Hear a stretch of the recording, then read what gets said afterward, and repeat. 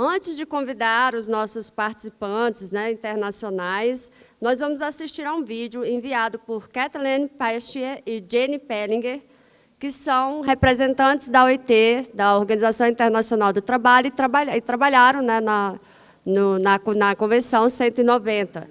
Kathleen Paschier é líder sindical que atuou como representante dos trabalhadores durante as negociações da Convenção 190 da Organização Internacional do Trabalho, OIT. Desde 2017 é presidente do Grupo de Trabalhadores da OIT, organização na qual ocupa o cargo de vice-presidente do corpo diretivo. Atualmente é também presidente do Ponto de Contato Nacional Holandês para as Diretrizes da OCDE.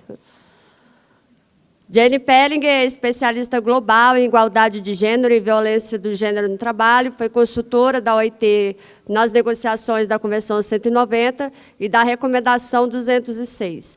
E há mais de 30 anos trabalha com os sindicatos nacionais, europeus e globais, a OIT e a ONU Mulheres. Assistiremos ao vídeo das duas, em seguida damos continuidade e convidamos os nossos painelistas da mesa.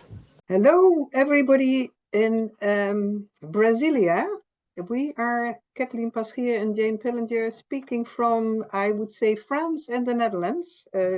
Together, we will try to say a few words to you. Thanks very much for the invitation to speak to you on this occasion.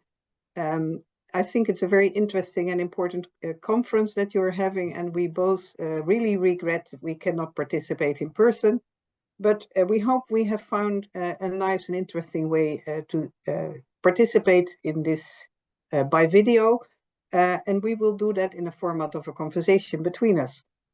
So first of all, to introduce myself, I'm Kathleen Paschier. I have a long history in the trade union movement, both in the Netherlands and at European level. I'm a lawyer by profession. I was a vice president of my organization, and since 2017, I'm the chairperson of the workers group in the governing body of the International Labour Organization. Now, up to you, Jane. Thanks, Kathleen. And I've known Kathleen for more than 20 years working in the trade union movement at the national and the European and the global levels. And I work as an expert on gender-based violence and harassment and gender equality. I have an academic background as a professor in social policy, with a specific focus, as I mentioned, on violence and harassment. And I've worked a lot with trade unions at the national, European and global levels over the last 30 years, and also with the ILO. And I've worked with the ILO as an expert during the negotiations for Convention 190 and Recommendation 206.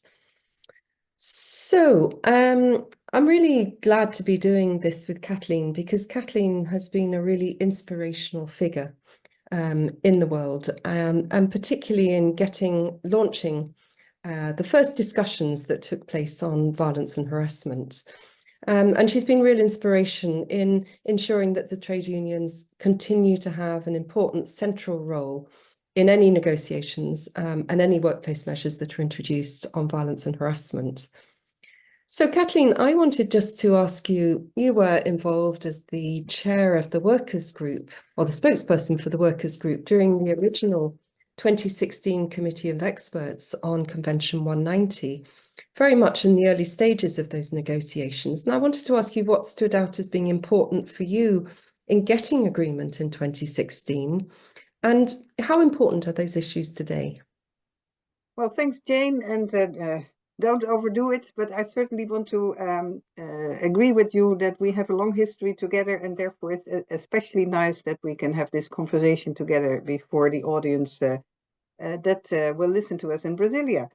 I think before I go into this specific expert meeting, just for everybody that is not aware exactly of the detail of how the ILO works, but what was extremely important to get the issue of violence and harassment on the agenda of the ILO, to even have this discussion on a possible convention, be aware that it was the trade unions, especially, of course, supported by NGOs, but the main role for the unions to put pressure on governments and employers to accept this issue as a really important issue in the world of work that needed to be addressed by the International Labour Organization.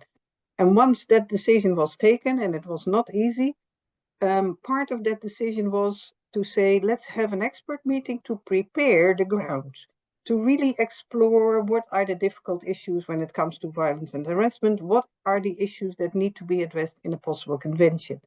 And you asked me what were, for me, very important matters. First of all, it was an important decision to say, this is about violence and harassment in the world of work for everybody.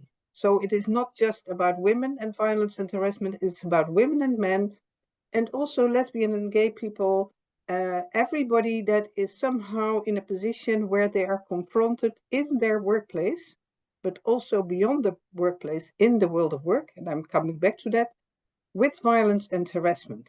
And I think that is important also when we realize that a lot of violence and harassment is related to vulnerable situations of workers, precarious work, people that are working in the informal economy, but also, and talking to this audience today, in the public sector, in frontline positions, in public transport, where you are confronted increasingly, and we hear that from many places in the world, with violence and harassment towards public servants who execute their duties. So it was really important to say this is about every form of violence and harassment, and then to realize that it was often related to discrimination of certain groups and also to vulnerability related to many different aspects. The world of work, very importantly, not just the workplace, but also commuting to your work. If your workplace is an outside place, like a street vendor in the informal economy, then also that is covered. I think very importantly, domestic violence, not covered as such, not when it is between people at home and only there, but because it also spills over into the workplace. So for me, really important elements, and maybe another important element, to put a lot of emphasis on the social partners, on social dialogue that is instrumental to deal with it, but at the same time recognize that it is not sufficient, that we really need a convention and binding obligations and accountability for governments, but also for social partners to achieve the necessary results. And my apologies, Jane, I was a bit long. Let's try to focus so that we have limited time, but we will do our best. Okay. So Jane was involved as an expert in the negotiations from the very beginning, and has been also very much be involved by both the Bureau for Workers' Activities in the ILO, but also the European trade unions and public sector unions, asking Jane to provide them with expertise. Jane, can you tell us why, in your view, Convention 190 is such a potentially transformational thing, and why unions have especially an important role to play when it comes to ending violence and harassment at work? Yeah, really important question, Kathleen, because unions are central to this. If we don't have unions in the workplace negotiating policies, they're not going to be targeting workers in the most effective ways. And we know from experience that it's a silent epidemic of sexual harassment and violence and harassment in the world of work. Workers don't talk about it because they're worried about retaliation, they're worried about losing their jobs and so on. So that's why this convention is so important. It gives everybody the right to a workplace free from violence and harassment. So it's a human rights issue that's embodied now in international law. One of the things we really like about the convention is this integrated approach. So it covers everybody. It covers, as Kathleen says, women and men, but with a very strong approach on gender-based violence and harassment, including domestic violence. It covers third-party violence and harassment that we know is a big issue in customer-facing services in the public sector. It covers whistleblowers, it covers responsibilities on governments, but also the responsibilities on employers. And I'd refer particularly to Article 9 of the Convention, which puts a responsibility on employers to develop a workplace policy, risk assessment, information to workers, and so on. We're really delighted that Brasilia is in the first stages of the ratification for Convention 190, and this is very exciting. As Kathleen mentioned, there's been 39 countries so far that have ratified. We hope Brasilia will be the next one. I think one of the, just to reflect back on one of the things that has been really important for the trade unions is that gender-based violence and harassment has remained a central priority for the trade unions. And what's really interesting about the debates that are taking place in the unions is that they're dealing with the connections between misogyny, sexism, institutional racism taking place in the workplace, and how this can lead to, greater, higher risks of sexual harassment or other forms of violence and harassment. And I think it's really important that the Convention gives recognition to intersecting and multiple forms of discrimination, and the fact that women are disproportionately affected by gender-based violence and harassment. And that also this includes, the rights of LGBTI plus people and others that face gender-based discrimination.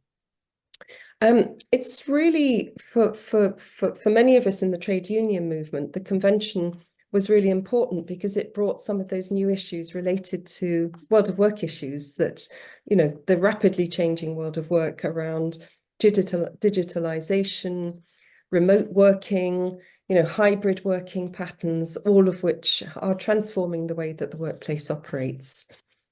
But just a couple of points just to say about, I've recently written a global report for the ILO that is looking at how the trade unions have used Convention 190 and Recommendation 206.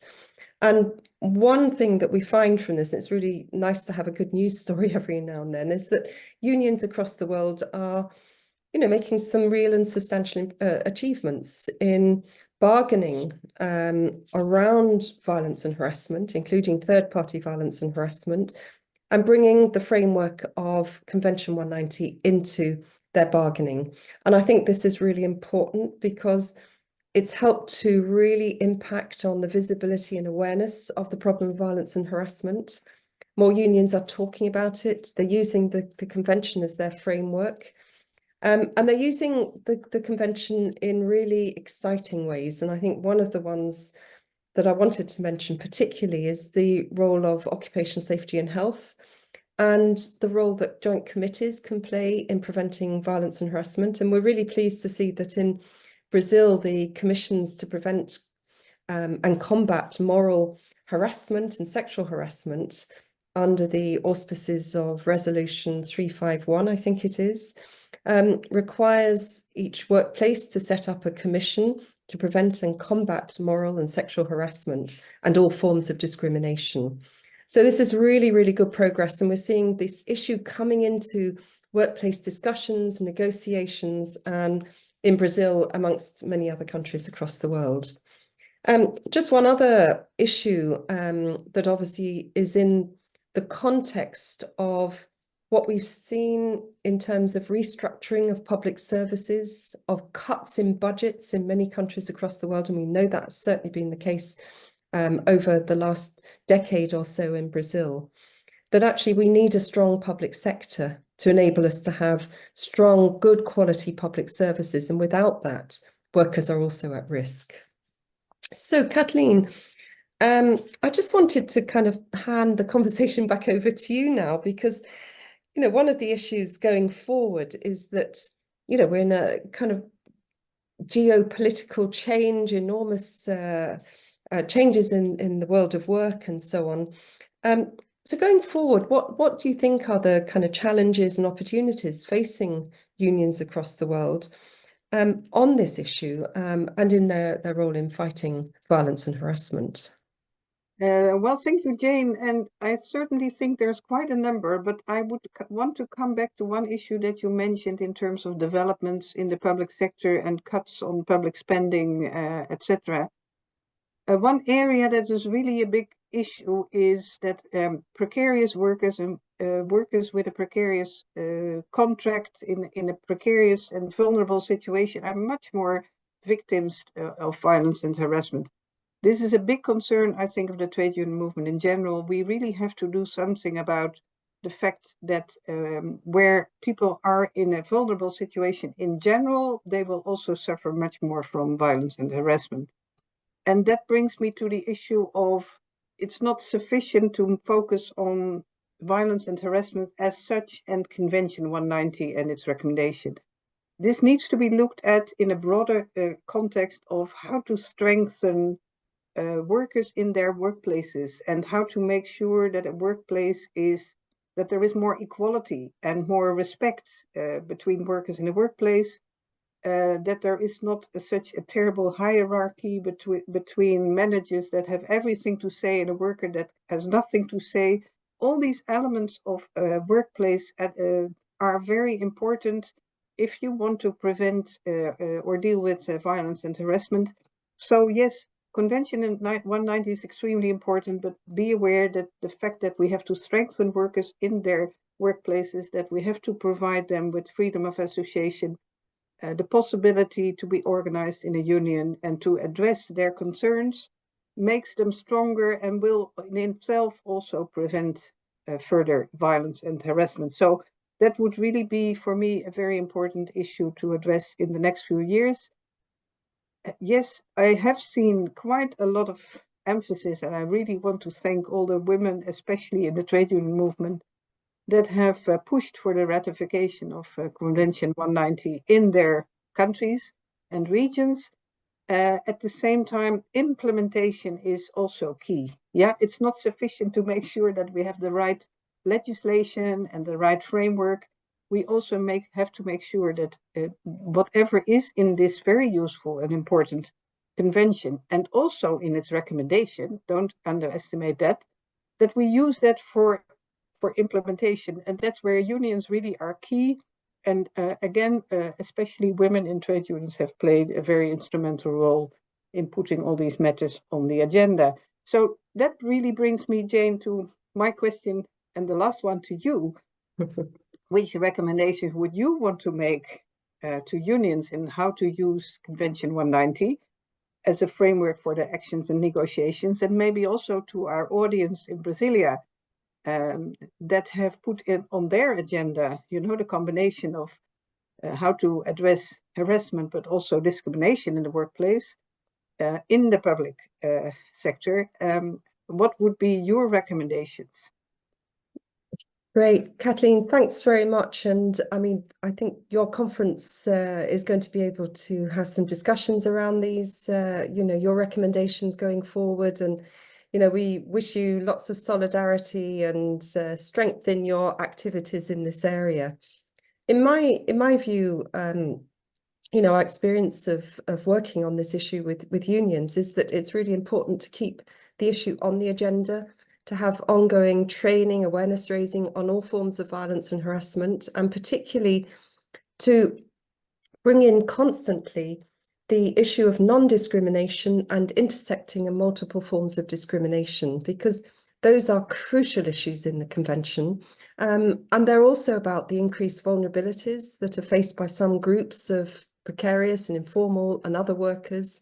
You know, if you're a disabled worker, an LGBTI worker, if you're facing racism because of your race or your ethnic minority status, then it's really important that we address these issues from a gender perspective, but also from an intersectional perspective. So I think it's really important that we build the knowledge of Convention 190 in the framework. And I always say it's a really good blueprint for collective bargaining. Let's use the framework in the convention. Let's make sure that we build it into our workplace negotiations. We build it into our leadership training programs in the workplace, and internal union policies as well. Let's make sure that every union has their own internal policy on violence and harassment. I think, you know, for unions that I work with often, you know, they say, union negotiators at workplace level or at sectoral level, they often say, you know, what is it, what do we need to be doing? What works best? What are our best practices? So having guidance, tools and training for union negotiators is really important, particularly in these new areas such as gender responsive collective bargaining, gender responsive OSH and risk assessment programs. And it's also about holding our governments to account to ensure that issues such as fundamental rights of work that Kathleen mentioned around freedom of association, non-discrimination, occupational safety and health are adhered to, and that we continue to make those demands to have the recognition of the right to collective bargaining, and for, you know, as exists in several countries now in a European context, that they have to bring these issues legally, they are required to bring these issues into collective bargaining, and that gives a good weight behind the collective bargaining process. So I've got lots of recommendations that I could make. Those are just a few of them, but I just want to say, you know, for us, it's a real pleasure to be able to speak directly to you in the conference, and we're just sorry we can't be there in person. It just clashed with other commitments. Wishing you lots of solidarity and good work going forward in Brasilia, and we look forward to the ratification of Convention 190. So thank you very much, everybody, and we wish you a really good conference. Well, let me just finalize by, of course, not repeating, but strongly supporting what Jane just has said, and also to say that what we really miss by not participating is that we cannot have a proper exchange with you and learn from you about your experiences and what you want to bring to the debate that we can also take further. But in any case, we appreciate very much to have been given the opportunity to participate like this.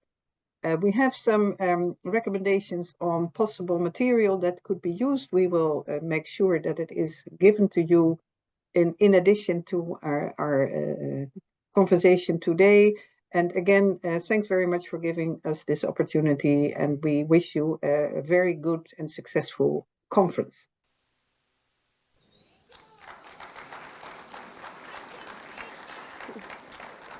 Depois desta participação tão especial, convidamos agora para dar continuidade aos debates o moderador da mesa Violência no Trabalho, Convenção 190 da OIT e Práticas Antissindicais.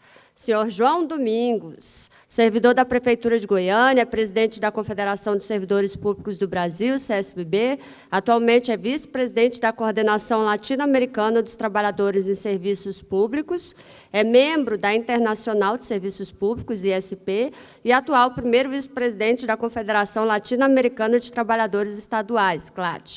João Domingos integra ainda a bancada dos trabalhadores na representação brasileira junto à OIT e participa atualmente da Câmara Técnica para a Transformação do Estado, ligada à Secretaria de Relações Institucionais da Presidência da República. Também vem compor especialmente esse painel a oficial de chancelaria Gabriela Perfeito, primeira vice-presidente do Sindi Itamaraty, é formada em Direito e Ciências Políticas e é especialista em gestão de organizações não governamentais. É servidora do MRE desde 2005 e atualmente está lotada na Corregedoria de Serviço Exterior.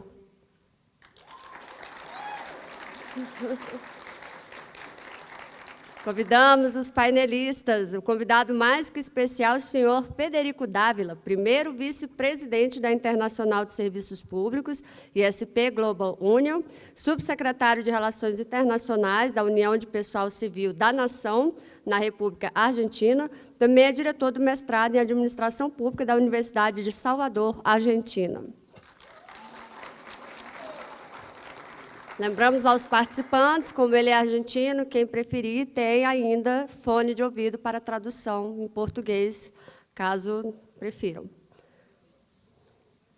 Convidamos também para o painel o senhor Julio Fuentes, líder sindical e político argentino, atualmente faz parte do Conselho Diretivo Nacional da Associação de Trabalhadores do Estado, que chama AT, e é presidente da Confederação Latino-Americana do Caribe de Trabalhadores Estatais, CLAT, e recentemente eleito como membro do Comitê Político Consultivo da Confederação de Servidores Públicos do Brasil, CSPB.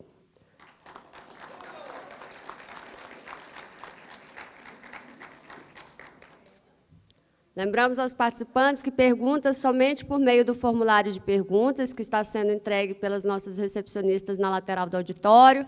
Lembrando que quem ainda postar fotinhas e vídeos, não esqueça a nossa hashtag assédio é violência.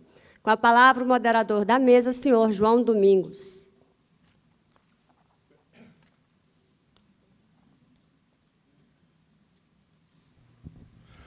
Bem, boa tarde, companheiras, boa tarde, companheiros, boa tarde, convidados, além dos participantes desse brilhante evento. Como convém, eu vou começar com minha autodescrição. Lembrando que alguém, mais de uma pessoa aqui, particularmente o Becker, lá de São Paulo, me perguntou, mas que novidade é essa de coisa de autodescrição? Eu disse, considero isso muito importante. Eu sou membro do Conselhão, então a gente tem lá mais ou menos 2 conselhões da presidência. Lá nós temos mais ou menos 2 reuniões por dia, às vezes. Em todas elas tem que começar pela autodescrição. E o que, até onde fica mais fácil entender, é para saber como é que a pessoa se percebe. E é muito interessante quando a gente presta atenção em algumas autodescrições. Eu dou um exemplo. Vi muitas pessoas que se negavam, que tinham aparentes dificuldades locomotivas, por exemplo, e se negavam ao se descrever esse detalhe. Ou que estava de pardo, da cor parda, se identificar. Ah, pois não, me tiro para falar mais perto do microfone. Então, eu acho isso muito interessante, que é uma das melhores formas de a gente conhecer a pessoa, é saber como ela se percebe. E é assim que eu me percebo. Eu sou um homem negro, além de negro, preto, porque negro é raça, preto é cor, é bom que fique estabelecido isso também. Tenho 69 anos, estou obeso, 108 quilos, para 1,78 m. Sou casado, aliás, a propósito, ontem foi aniversário de 41 anos de casado com a mesma mulher. E sou pai de uma filha e um neto, e um filho, e avô de um maravilhoso neto chamado Pedro. Então, e à medida que as pessoas for concedendo a palavra, cada um faça a sua autodescrição. Bem, eu começo reconhecendo que nós estamos premidos pelo tempo aqui. O horário indica que encerraremos às 18 horas, já é quase isso já. Mas eu vou procurar ser um moderador, mais no sentido de moderar do que de intervir, até porque eu não me sinto qualificado para fazer comentários alongados ou colocar visões que são meramente pessoais na participação de pessoas tão ilustres.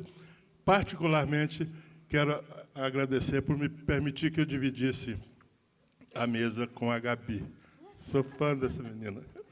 Bem, é o seguinte, o propósito desse painel aqui, e tem uma coincidência, ele era para acontecer às 14h30. E, por motivo de uma audiência com a ministra Esther, nós trocamos de horário, mas eu achei muito apropriado, Ive, porque eu acho que o melhor é encerrar esse evento, que traz um tema tão internacional, não apenas com a visão internacional, mas com a percepção de que esse é um tema que precisa ser tratado no âmbito internacional.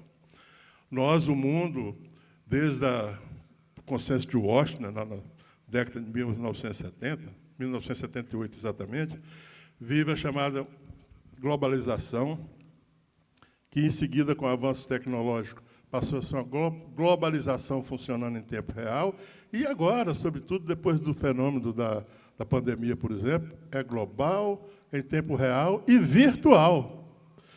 Só que esse aspecto de mundialização das coisas, eu não gosto muito da palavra globalização, que ela, para mim, parece meio mercantilista, só que isso tem funcionado muito mais para o mundo dos governos, dos estados, e para as corporações mercantis. Ele não funciona para o mundo social, não funciona para o mundo sindical. Então, esse evento eu quero dizer aqui a toda a equipe do Cine de Itamaraty, ele é quebra de alguns paradigmas. É de trazer para a discussão internacional um tema que necessariamente só tem solução segundo parâmetros internacionais. E quero dar de primeira mão aqui a notícia, Ive, que a inovação de vocês com esse evento, acredito que já colhemos o primeiro fruto prático. Como eu disse, nós estamos agora numa reunião, na audiência com a ministra Esther Dweck, ministra da Gestão e Inovação, porém ela na qualidade de presidente do CLAD, que é o Conselho Latino-Americano de Desenvolvimento. Tem esse nome latino-americano, mas na verdade, ele inclui Espanha, Portugal e alguns países da África. Antecipar que nós vamos convidá-las para nos ajudar a introduzir esse tema na CLAD. Então, não suficiente em resolver as pendengas do Brasil, vocês estão convidados a nos ajudar nessa grande missão, consideramos uma grande missão de internacionalizar, através do CLAD, nossas questões. Tá? Eu fiz essa introdução longa, mas também vou interferir o mínimo possível. Bem, eu não sei como está a ordem das participações aqui. Primeiro, o Federico. Bem, então, o Federico já foi apresentado, considero discutir, só faço uma questão. O Federico é, de fato, um especialista no tema que ele vai, inclusive com obra escrita, livro escrito, que ele entregou hoje para a ministra, inclusive. Então, aprecie da expertise do Federico, começando, Federico, por sua autodescrição. Só vou ver se ele vai dizer que bebe muito vinho. Vamos a ver. Muchas gracias, João Domingo. Muchas gracias, Ivana. Muchas gracias, compañera, por invitarnos, Sergio también, ahí lo veo, por invitarnos a compartir con ustedes este momento para tratar un tema que es sumamente fundamental para la clase trabajadora global. Quería hacer algunas reflexiones. Una primera, presentar, no sé si hay, pero no está acá.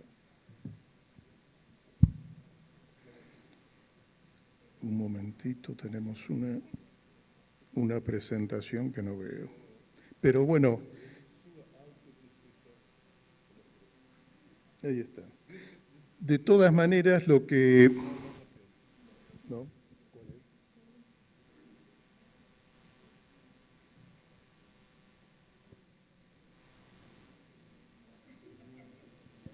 Una descripción mía. Bueno. Descrição, verdade. Por ahora soy hombre. O me autopercibo como hombre. Rubio, ojos celeste, me percibo como Robert Redford en algunos momentos. Pero bueno, parece que tengo a veces la autoestima alta, pero bueno. Pero fundamentalmente... Sou um dirigente sindical, um trabalhador, e tenho a vocação e a convicção para lutar pelos direitos das pessoas, dos trabalhadores, dos povos. E esse é o trabalho que eu mais desfruto, que eu gosto de compartilhar com todos vocês.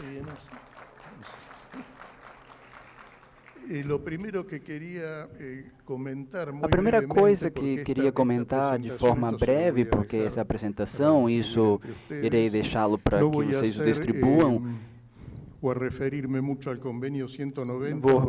vou me referir tanto a esse convênio, porque todas essas apresentações que eu já vi superam, na verdade, o que eu poderia aportar. Então, simplesmente gostaria de comentar que, na Argentina, começamos um processo sobre negociação coletiva no ano de 99, mais ou menos há um quarto de século, com um marco de emprego público, e depois fizemos uma lei para a negociação coletiva, fizemos um primeiro convênio coletivo de trabalho em 2002, se não estou enganado, um segundo aperfeiçoado em 2006, e ambos incluímos um comitê de igualdade de oportunidades e de trato E também uma comissão sobre o meio ambiente laboral, condições e meio ambiente do trabalho, onde em ambas tratamos todos os assuntos, inicialmente da mulher, de gênero, discriminação, de diferentes tipos.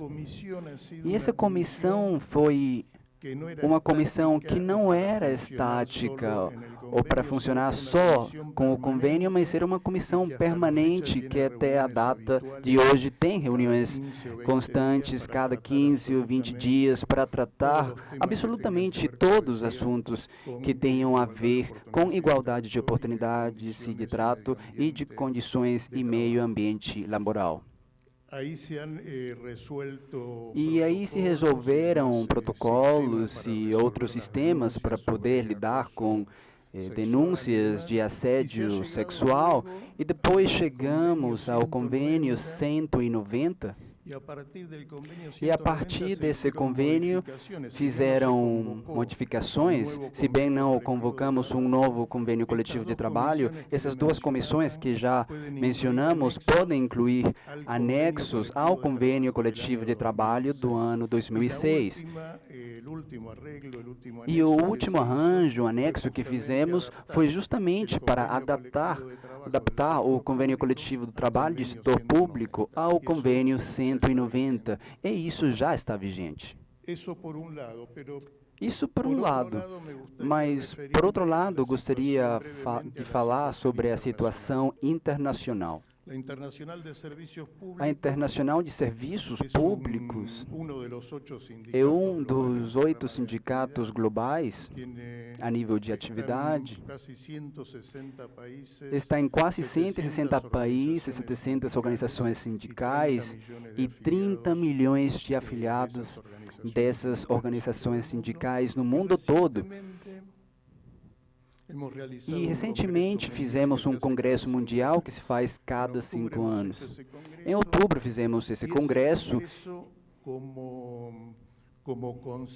e esse congresso como lema tem, da mesma forma que em 2017, os povos por cima do lucro. E os povos em cima do lucro no contexto de crise mundial. E aí debatemos sobre as diferentes crises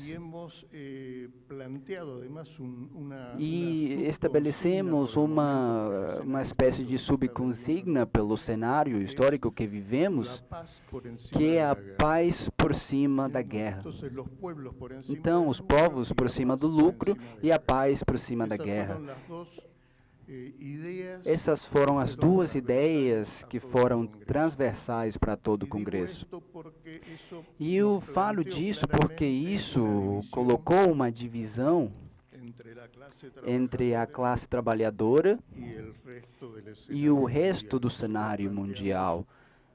Nós estabelecemos que os povos, os representados pelos sindicatos, fundamentalmente pelos movimentos sociais, etc., estavam em contradição com as grandes corporações internacionais e com os seus objetivos, que são absolutamente, não vou explicar, que todos nós sabemos porque somos sindicalistas, são contrários aos objetivos dessa classe trabalhadora. E também estabelecemos a paz por cima da guerra. E houve um debate bem importante, porque estava no auge o assunto de Ucrânia, de Gaza. Alguns autores falam aproximadamente 50 conflitos armados no mundo, alguns dizem que mais de 100. E isso tudo se deu um debate onde nos acusaram de ser neutrais. E falamos, não, nós somos neutrais, somos contra a guerra. Então, seja do jeito que for, não pensamos que um tem razão e outro não, porque a guerra, ela impacta os trabalhadores. Nós, na instituição, temos muitos trabalhadores da saúde, por exemplo, que foram mortos na Ucrânia, na Rússia, em Gaza, Iêmen, e em vários países africanos que estão em guerra. impacta sobre, e tem também impacto sobre el ambiente. no ambiente. Por ejemplo, hay un informe Por exemplo, houve ou há um informe que diz que o atentado que houve sobre el gasoducto de Nord Stream 2 sobre o gasoduto de Nord Stream 2 liberou milhões de toneladas de gás metano na atmosfera. E não conheço muitos grupos ecologistas que falam desse impacto no meio ambiente. Então, esses assuntos que foram transversais a todos impactaram também nas medidas que se tomam, se abordaram assuntos como, por exemplo, esse tipo de temas do Convênio 190, obviamente, todos os assuntos que têm a ver com discriminação, com os coletivos de diversidade de gênero, com os grupos indígenas, com os grupos afrodescendentes, etc. Isso como propósito fundamental, como se disse aqui também, de incluir esses assuntos nos convênios coletivos de trabalho, porque incluindo isso no convênio coletivo de trabalho, estamos tirando o assunto da discussão nas legislaturas, nos congressos, que frequentemente não nos acompanha em todos esses processos, né? Então, eu queria comentar sobre isso. Há grupos que estão sendo organizados a nível global, com o Comitê Global de Mulheres, comitês regionais sobre as questões indígenas, afrodescendentes, os grupos LGBTQIA+, os grupos ambientais sobre o meio ambiente também, etc. Todos com o propósito de incluir absolutamente todas as questões nos convênios coletivos de trabalho. E uma última reflexão é que todas essas mudanças somente poderemos fazê-los construindo o poder dos sindicatos e dos movimentos sociais, etc. E nessa construção de poder, vimos trabalhando desde já há um tempo, e mesmo que estamos nessa mesa aqui, na frente dos grêmios estatais da América Latina e o Caribe, a ECP faz o seu trabalho, a CLAP também, e continuamos trabalhando para que essa construção de poder nos permita mudar a história. Muito obrigado.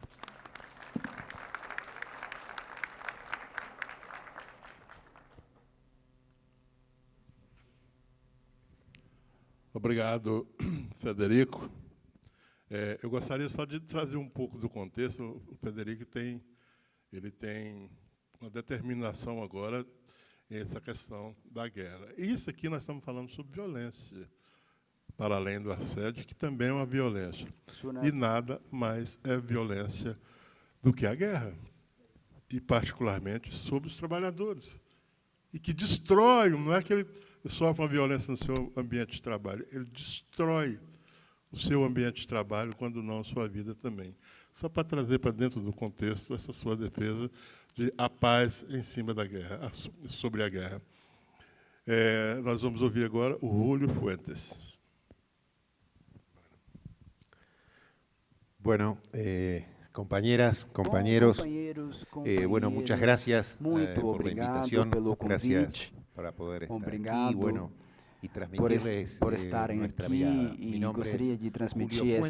Mi nombre es Julio Fuentes, yo soy trabajador del Estado de la provincia sou trabalhador do estado da província de Neuquén.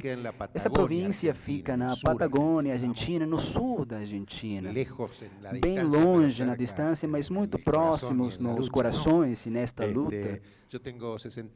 Tenho 60 anos, tenho cabelo branco, tenho barba, tenho cabelo branco, tenho 3 filhos, 2 netos. E bueno,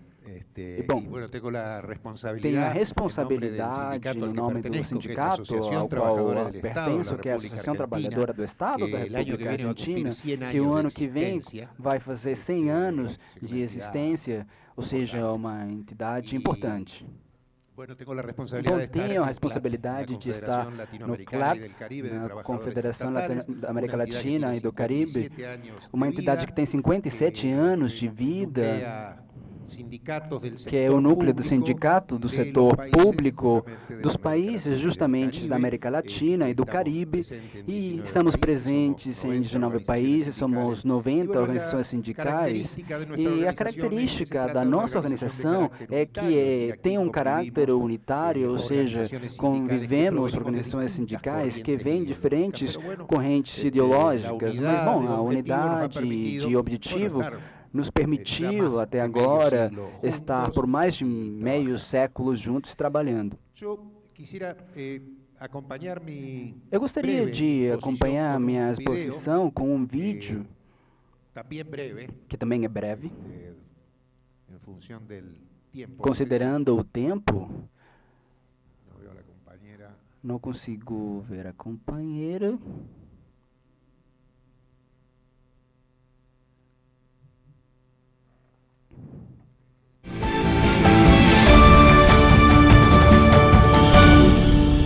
Un placer y un honor proclamar los resultados de la votación nominal de la recomendación sobre la eliminación de la violencia y el acoso en el mundo del trabajo. A favor, 397. Contra, 12. Abstenciones, 44. El quórum necesario era de 321, la mayoría necesaria era 273. Así pues, puedo afirmarles que el quórum y la mayoría de los 2/3 han sido alcanzados. Por ende, la recomendación queda aprobada. Muchísimas gracias.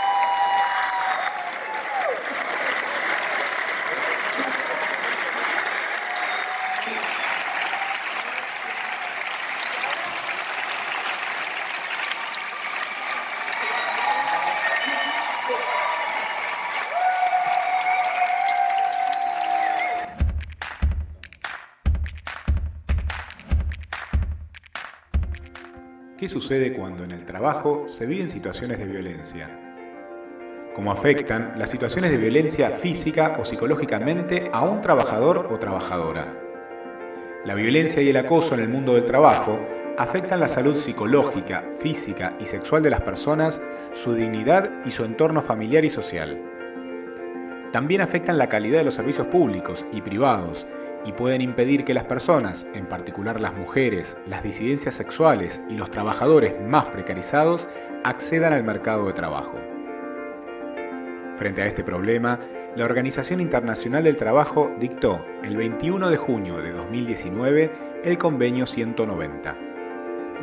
Esta nueva norma de la OIT define la violencia y el acoso en el mundo del trabajo como un conjunto de comportamientos y prácticas inaceptables, o de amenazas de tales comportamientos y prácticas, ya sea que se manifiesten una sola vez o de manera repetida, y que tengan por objeto que causen o que sean susceptibles de causar un daño físico, psicológico, sexual o económico, e incluye la violencia y el acoso por razón de género. Para hacer frente a este problema, el Convenio 190 propone prohibir legalmente la violencia y el acoso, aplicar medidas de prevención y elaborar mecanismos de control de las mismas, reparar, apoyar y proteger a las víctimas de acoso y violencia, establecer sanciones a los responsables de violencia y acoso, impulsar acciones de educación sobre este problema, garantizar al trabajador o trabajadora el derecho de alejarse de situaciones de acoso sin sufrir represalias. Ahora es necesario que las organizaciones sociales y sindicales difundan esta importante herramienta y que todos los países ratifiquen este convenio y legislen pensando en los más desprotegidos.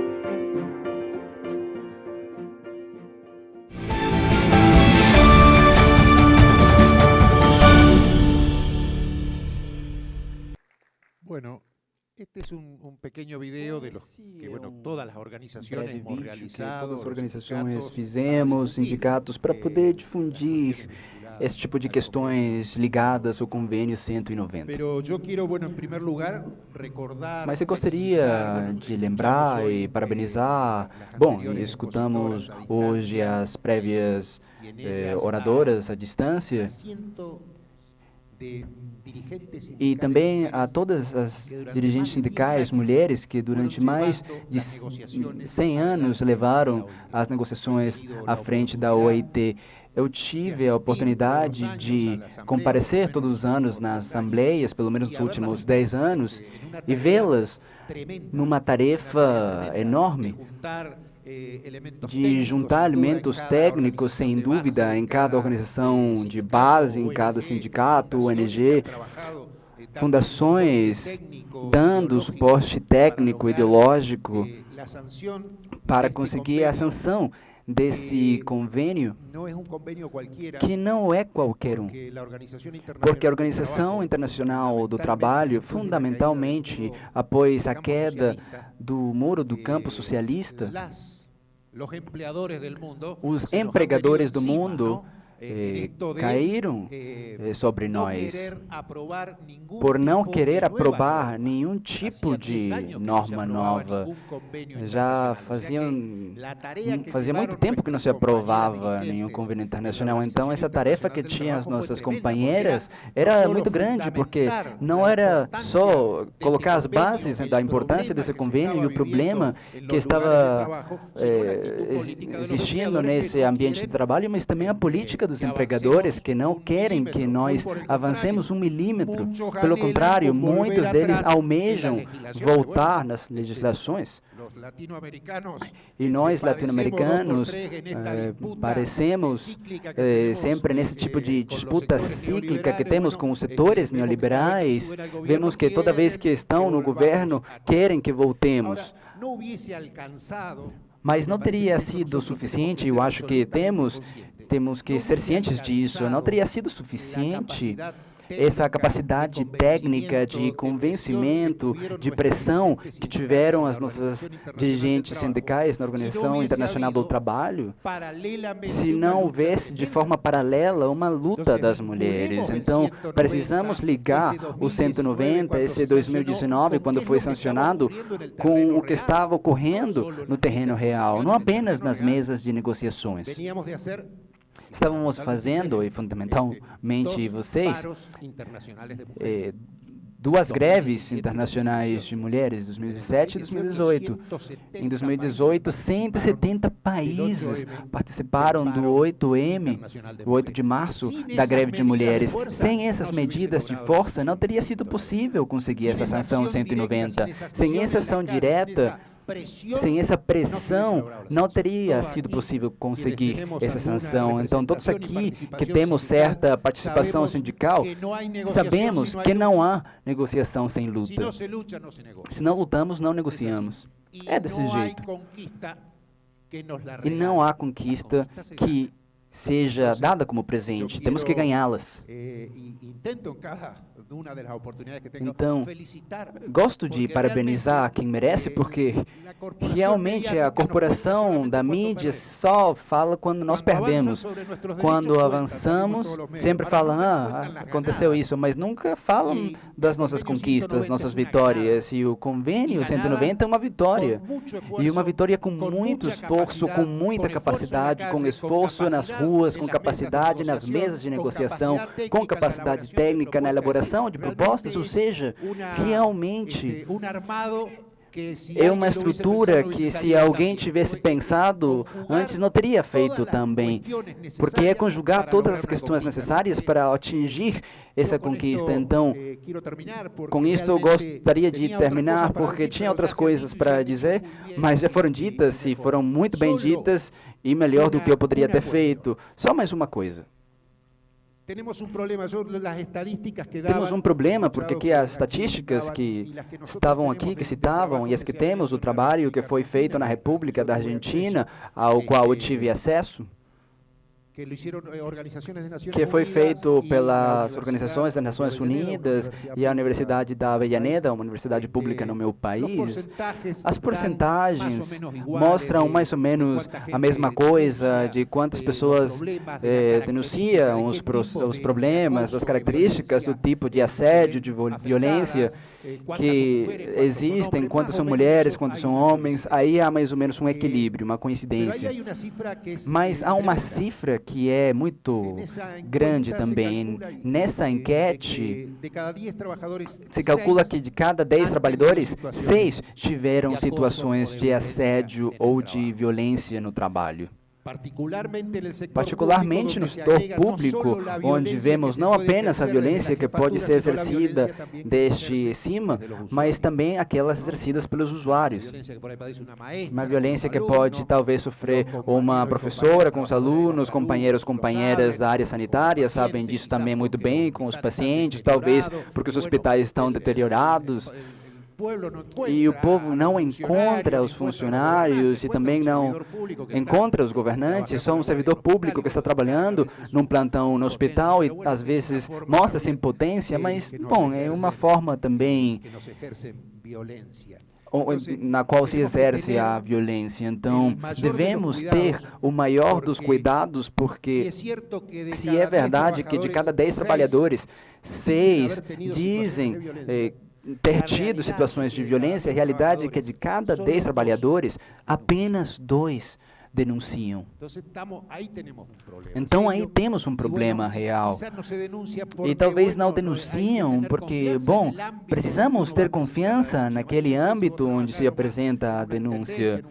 Se trabalha numa intendência, num povo, numa pequena cidade do interior, e temos que ir lá, o chefe do pessoal, que tem um chefe que está cometendo assédio, e você sabe que eles são todos amigos entre eles, se você fica aí com a denúncia e depois não acontece nada. Então, é chave a participação dos sindicatos naqueles espaços que recebem as denúncias. É chave que o sindicato faça isso, porque essa é a garantia, é a confiança para que desses 6 que sentem situações de assédio, sejam 6 os que denunciem e não apenas 2. Então, esse seria o ponto que eu acho que de todas as coisas que foram ditas aqui, eu queria relembrá-lo. E com isso aqui termino. Afirmar o seguinte: não há conquista sem luta. O 190 foi produto da luta que as mulheres foram capazes de dar e deram um exemplo muito grande. Disseram, não podemos fazer greves internacionais dentro do sindicalismo. Mas como vamos coordenar uma greve internacional? Como iremos fazer isso? Fizeram-no, levaram a cabo. E além disso, ganharam, porque o 190 ganhamos nós. Muito obrigado.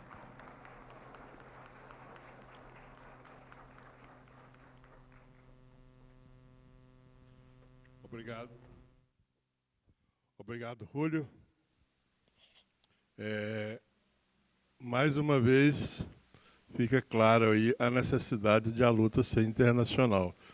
Esses aspectos que foram destacados aqui, particularmente a luta das mulheres, chegar a fazer uma greve combinada em tantos países, se não fosse isso, provavelmente não teria acontecido. Por isso é que eu falo tanto que hoje o movimento social, como um todo, o movimento sindical em particular, precisa entender a diferença de como funcionam as coisas hoje. Eu costumo dar um exemplo. Se você quiser resolver o problema do assédio ou qualquer outro problema laboral lá de Quixadá, no Ceará, não vá procurar solução lá, porque a causa não foi lá. Vá procurar nas causas internacionais que você encontrará. Só para destacar mais uma vez essa necessidade de internacionalizar as lutas que são, de fato, internacionais. E agora, com muita alegria, vamos ouvir a Gabi. Obrigada, presidente João Domingos. Vou começar com a minha autodescrição. Minha autodescrição vai começar com: eu sou a mais júnior dessa mesa. Eu estou aqui cercada por pessoas que estão no movimento sindical há, vou chutar, décadas, mas eu tenho certeza que são décadas, e eu estou há meses. Então, acho que vou começar também dizendo que sou uma mulher. Eu, no Brasil, sou definida como branca, costumo me definir como latina. Eu me entendo mais como latina do que como mulher branca, mas eu entendo também que, no Brasil, eu sou vista e entendida como uma mulher branca. Eu tenho os cabelos castanhos, cacheados, e uso óculos, mas eu vou tirar para poder ler, porque eu só uso óculos para ver vocês. Estou vestindo um vestido preto com quadradinhos, xadrez, branco. E tenho 46 anos, mas não tenho carinha de 18, como diz a minha colega Eliane, eu tenho carinha de 45. Eu também tenho altura de 1,5 m e um biscoito de polvilho, como disse a Mirelle, mas o meu biscoito de polvilho é um pouquinho maior, porque eu sou mais gulosa, então eu tenho aqui o meu 1,61 m de altura. Eu faço questão do 1. Eu, como disse, sou a pessoa mais jovem, mais júnior dessa mesa, e sou a única mulher da mesa, e estou na minha primeira conferência internacional, espero que seja a primeira de algumas no movimento sindical. E vim aqui, na verdade, o meu papel aqui hoje é convocar vocês, servidores e servidores, membros do movimento sindical, servidores públicos que, mesmo que não estejam integrados, não sejam parte ativa do movimento sindical, certamente são representados por sindicatos perante o governo, perante a administração, seja ele o governo federal, municipal ou estadual. E, então, eu venho aqui conclamar vocês para atuar na implementação da Convenção 190. E aí vocês vão me perguntar o que é que nós podemos fazer para fazer a Convenção 190, que a gente acabou de ouvir do Julio e do Federico, que foi uma conquista dos sindicalistas, de sindicalistas mulheres. O que nós podemos fazer a partir disso? Primeiro, a luta continua. Foi uma conquista, foi um ganho, foi uma conquista que não aconteceu sem luta, e a luta vai continuar. Eu acredito, eu separei aqui 4 pontinhos, porque eu não vou me estender, que nós temos 4 funções, nós, sindicatos, temos 4 funções dentro da implementação, da luta e do combate, o enfrentamento ao assédio. O primeiro é continuar a luta, agora não mais para a aprovação da Convenção 190, mas para sua internalização. Durante o painel mais cedo, hoje, de manhã, perguntaram para a diretora do Senado Federal o que poderiam fazer, como que ela poderia internalizar a Convenção 190, ou como que poderíamos melhorar o enfrentamento do assédio, em termos de legislação. Então, ela disse que fazendo pressão. Então, acredito que seja esse, sim, o trabalho, nosso trabalho como servidores públicos, fazer pressão para que haja a internalização, a ratificação da Convenção 190. Inclusive, foi também o que a Jane Pillinger, que foi uma das autoras da Convenção 190, propôs. Ela falou que é importante que nós demos continuação a essa introjeção, para que realmente tenhamos efetividade na convenção, na aplicação da convenção. Paralelamente a isso, a gente não precisa esperar a internalização para começar a trabalhar, para continuar a luta. Acredito que seja papel dos sindicatos, todos eles em todos os níveis, auxiliar a administração pública na construção de uma política do local de trabalho sobre violência e assédio. Isso é o parágrafo, acho que é o artigo 9º da Convenção. Ela fala que cabe aos governos, em consulta com a sociedade, com as organizações, construir uma política de trabalho. Então, nós, sindicatos, temos esse papel, sim, de construir, auxiliar a administração pública na construção dessa política de enfrentamento ao assédio e discriminação no local de trabalho. Um terceiro ponto vai ser fiscalizar a implementação dessas políticas. E isso, para o governo, no âmbito federal, é um pouco mais simples, porque... não simples, já está um pouco mais encaminhado, porque nós temos já previsto um Plano Nacional de Enfrentamento ao Assédio, então, no plano federal, caberá a nós, sindicatos, fiscalizarmos a implementação desse Plano Nacional. E, por fim, continuar uma coisa que também foi dita hoje, mais de uma vez, que é termos os sindicatos como parte de apoio e acolhimento às vítimas de assédio. Então, nós temos que assumir esse papel, sim, como entidades do movimento social, de acolhimento às vítimas de assédio. Então, eu acredito que não vai haver uma internalização, não vai haver legislação que seja suficiente se o movimento social não estiver envolvido em todas as etapas dele.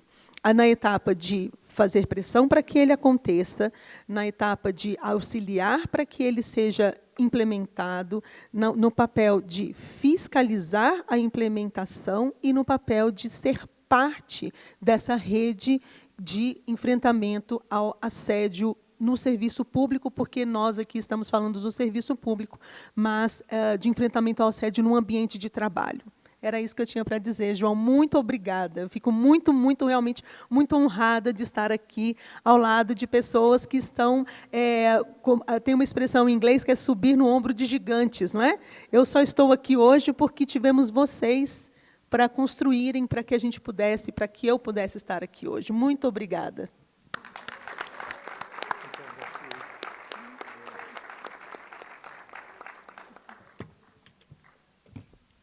Bem, me parece que não vai ter o bloco de perguntas, né? Temos? Não tem. Foi a percepção que eu tive. Então, eu só quero aproveitar, nós também já estamos na hora de encerrar, eu só quero aproveitar para fazer pequenas considerações finais aqui, se me permitem. Primeiro, a Confederação dos Servidores Públicos do Brasil quer agradecer a oportunidade que o Sindi Itamaraty nos deu de ser parceiro nessa jornada aqui. Isso aqui foi mais do que um evento, né? O evento foi hoje, mas jornada desde sempre, e a jornada que vai permanecer a partir desse aqui. Nesse ponto, a CSPB, ela renova os compromissos, mas com mais entusiasmo depois de passarmos por essa fase da jornada. Na solenidade de abertura, eu disse que tinha algumas expectativas que eu tinha do evento, de que isso aqui não seria apenas um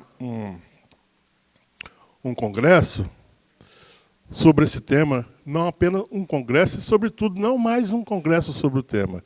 Ele poderia ser uma mudança de parâmetro no trato desse tema. Ele poderia ser a virada de página do trato desse tema. E eu tenho muita experiência com esse tema de luta por regulamentar convenções internacionais, porque eu estou há algumas décadas na mesma luta. Há 46 anos o Brasil tenta regulamentar a Convenção 5.1. Então, tinha essa expectativa de fazer história. E eu quero garantir a vocês que nós fizemos. Parabéns, nós fizemos história. Vocês fizeram história. Durante a parte que eu pude assistir, eu tive que sair para audiência com o ministro, etc., eu, pessoalmente, tive duas sensações distintas. Uma de júbilo. Eu fiquei feliz demais com a qualidade dos painéis, com a qualidade dos painelistas com a percepção de atenção, de interesse que a gente percebe na plateia. Nós que estamos tão acostumados, né, professora, a falar para plateias, a gente percebe isso. Então, foi esse júbilo. Ao mesmo tempo, eu tive uma percepção, uma sensação muito preocupante. É de que aqui, nós saímos daqui com uma outra visão, com uma outra percepção do que é violência, do que é assédio, e fica até achando estranho chamar violência e assédio, já que assédio é uma violência, mas de como é grande a gama. Mas, sobretudo, o que me deixou mais preocupado é que eu acho que talvez muitos de nós, como eu, pode ter percebido, eu percebi, que em algum momento eu sofri violência ou fui violentado no meu ambiente de trabalho. Isso tem, para nós que temos a posição que nós temos no movimento social, é muito preocupante. Primeiro, nós temos que fazer uma autoanálise, uma autocrítica e, sobretudo, combater a ignorância, porque tudo que eu estou falando dessas percepções da pessoa assediar ou ser assediada sem ter exatamente a percepção, é fruto da ignorância. Ignorância no sentido da falta de conhecimento. Então, eu saio daqui com essa grande preocupação que, primeiro, não as entidades, mas primeiro o dirigente tem que passar por uma reciclagem para tratar corretamente desse tema. Mas sai também com a percepção ao término aqui, de vitória. Tudo que nós propusemos, as expectativas que nós temos, foram concretizadas, se realizaram durante o evento. Mas sai com uma preocupação muito grande do tamanho do desafio. Nós temos, a partir de agora, que agora essa discussão tomou corpo, nós não vamos deixar esse assunto morrer, né? Nós vamos fazer, cada um aqui tem que ser necessariamente o multiplicador de tudo que percebeu aqui, junto às suas entidades, junto à sua família, junto aos seus amigos, junto à sua associação de bairro. Isso é uma questão totalmente geral, não é só dos trabalhadores. Então, a nossa interlocução, a partir de agora, ela se dará em dois ambientes distintos. Um é a gente lutar pelo governo, para o governo estar ao nosso lado, na primeira etapa, que é passar esse projeto no Congresso. Então, junto ao governo, nós não teremos problema, nós teremos um grande aliado. Mas quando eu penso que nós vamos, com essa proposta, para esse Congresso Nacional, aí tem que respirar fundo. Porque nós estamos falando de violência e assédio no trabalho e a práticas antissindicais para um Congresso que a maioria, ele não apenas pratica, mas ele defende a violência, defende o assédio como prática política, que eles precisam disso. É um perfil que precisa dessas práticas, precisa de tudo que nós estamos combatendo aqui para sobreviver politicamente, para sobreviver eleitoralmente. Um dos aspectos que talvez possa destacar aqui é a violência, é o assédio feito através de fake news. Nós não estamos conseguindo regulamentar a lei de fake news. Por quê? Porque a galerona lá, uma boa maioria, praticamente no Senado Federal, sobrevivem politicamente disso. Então, nós temos que estar preparados para essa fase da batalha. E olha que o Congresso só ratifica, depois ainda tem que regulamentar. A Convenção 51, só para servir de parâmetro, ela levou 32 anos para ser ratificada. Isso foi em 2010 e até hoje nós não regulamentamos. Mesmo passando por... Nós já estamos no terceiro governo progressista e não conseguimos. Então, nós temos uma longa batalha. Mas também nós temos que ter estratégia. A estratégia é essa. É não deixar adormecer, não deixar lutar isoladamente, como o funcionário público lutou pela Convenção 51, mas dar verdadeiramente a verdadeira dimensão e que ela é de interesse geral, que cada cidadão é atingido em algum ponto pelo celular, pelo seu WhatsApp, você está sendo atingido pela violência, pelo assédio, todos os santos dias. Então, quando nós conseguirmos levar para a sociedade essa discussão, aí sim nós conseguiríamos a vitória final, que é passar no Congresso, que é regulamentar posteriormente. Mas eu saio também com alguma certeza. Essa ideia, por isso que nós vamos insistir muito de levar esse tema para dentro do CLAD, para o Congresso do CLAD, que é agora em novembro, exatamente para não ficar adstrito ao movimento sindical a luta da violência e o assédio no ambiente de trabalho, para não ficar adstrito a nós mesmos.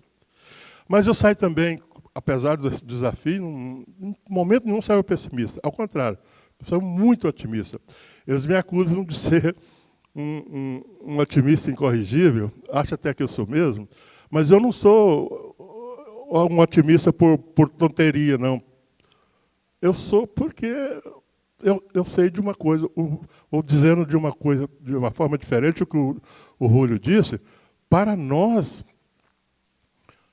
e parodiando outro grande líder brasileiro, só a luta faz a lei. Só a luta faz a lei. Se nós estamos falando aqui de um conjunto normativo que precisa de lei, precisa passar pela só a luta. E é por isso que eu saio entusiasmado. Eu tenho certeza, olhando assim, eu sou um bom leitor de almas, tá?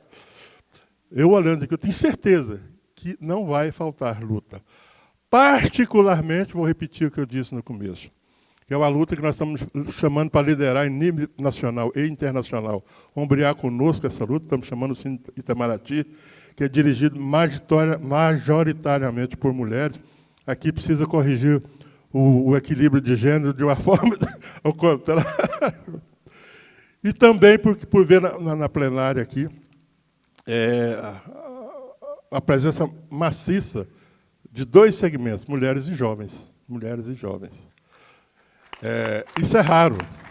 Isso é muito raro se ver.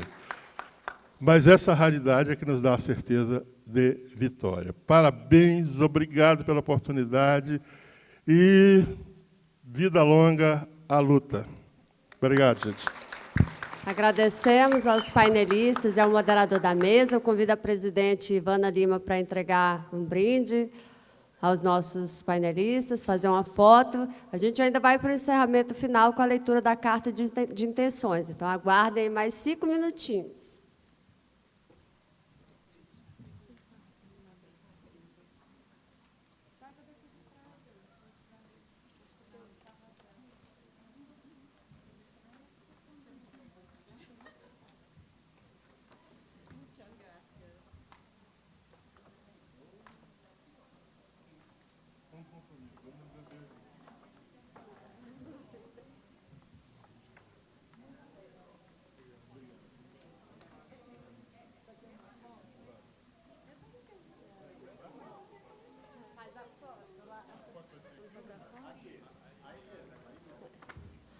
João Domingos, Gabriela Perfeito e a presidente Ivana Lima já fiquem na mesa aí para que possamos fazer o encerramento.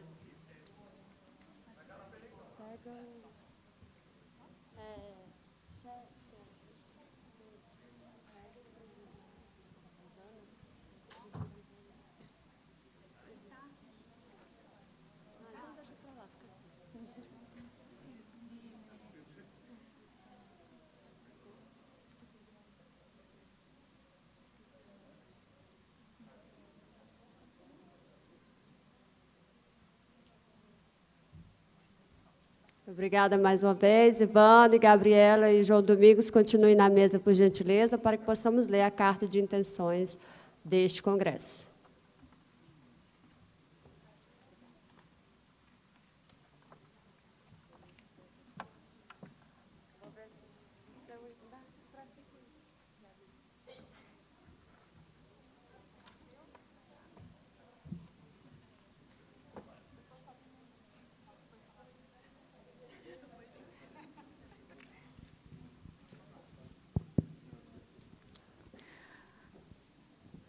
Só um minutinho antes de eu passar a palavra para a Ivana, vou lembrar novamente de algumas pessoas perguntando sobre o livro. sobre assédio institucional no Brasil. Esse livro está disponível online, virtualmente. As nossas recepcionistas lá na frente têm esse QR Code aqui. Então, quem quiser pode baixar pelo site da AFPEA ou na matéria que será publicada no site do Sind Itamaraty. Obrigada.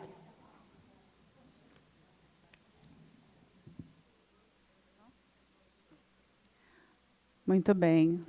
Bom, agora já boa noite, né, a todos. Eu agradeço a quem bravamente ficou até o final.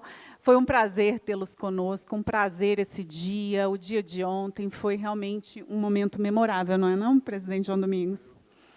Nós estamos muito felizes. Esse congresso ele foi gestado por 7 meses, com muito carinho, muito trabalho, e a gente tem certeza dos bons frutos que vão vir dele, né? E, pensando nisso, a gente, obviamente, não queria deixar o Congresso sem um compromisso, né, das entidades parceiras, do Sind Itamaraty, sobre a luta que a gente vai continuar com ela agora. Então, eu vou ler o texto da carta. Nós já temos as entidades parceiras todas, já concordaram em assinar. Obviamente, a gente não tem a presença de todos aqui neste momento. Ela vai ser assinada ao longo das próximas semanas e a gente vai divulgar bastante, tanto os materiais todos do evento, os vídeos.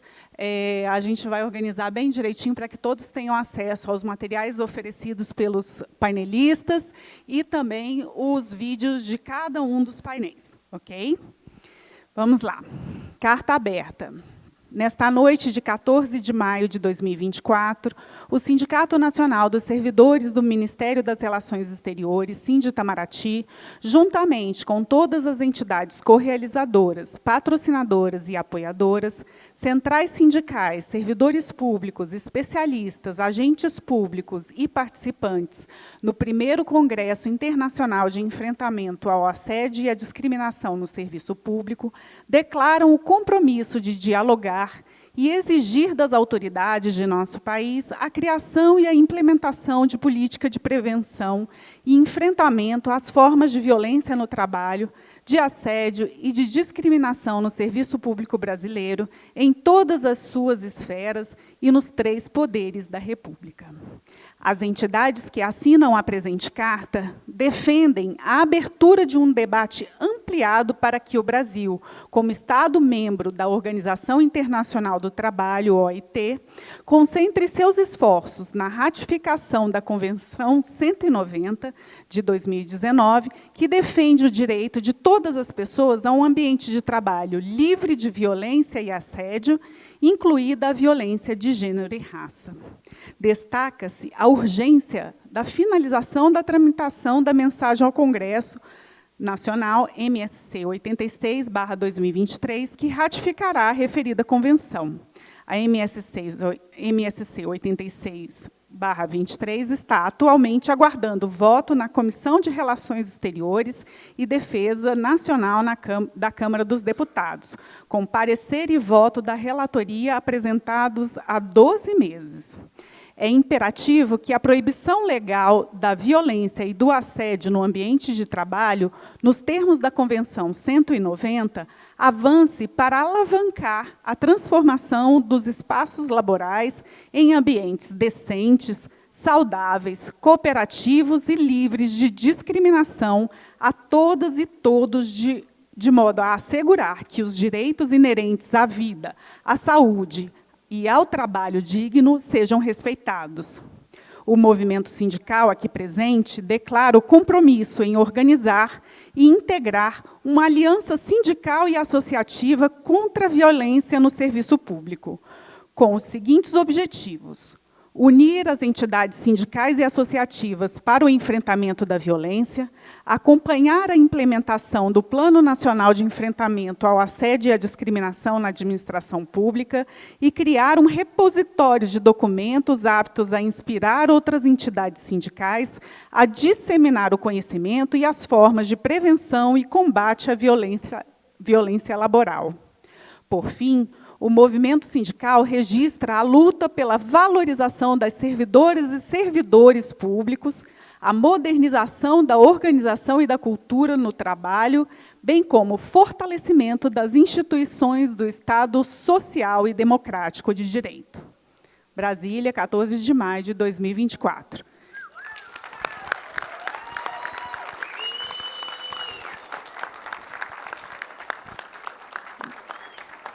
Obrigada. Agora eu vou assinar e passo ao presidente João Domingos.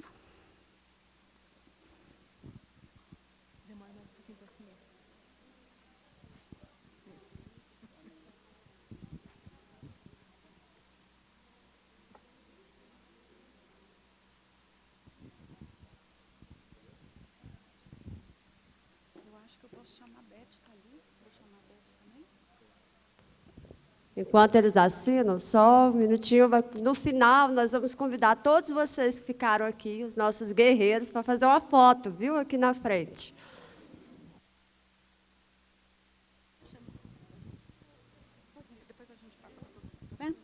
Então, nos próximos dias, a gente vai passar de entidade em entidade para assinatura da carta, para depois a gente divulgar. Então, muito obrigada novamente e declaro encerrados os trabalhos do primeiro Congresso Internacional de Enfrentamento ao Assédio e à Discriminação no Serviço Público.